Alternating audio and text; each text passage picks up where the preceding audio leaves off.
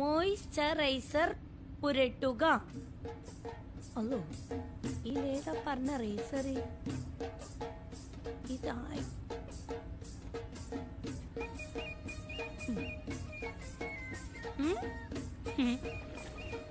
ഇനി ഫൗണ്ടേഷൻ ഇടുക.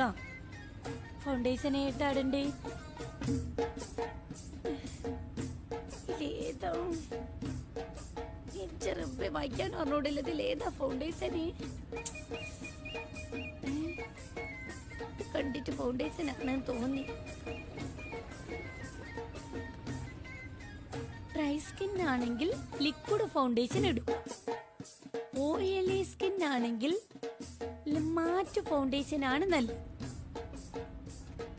ഇഞ്ച സ്കിൻ ഓയിലാണോ ഡ്രൈ ആണോ നമ്മളെങ്ങനെ അറിയുവോ?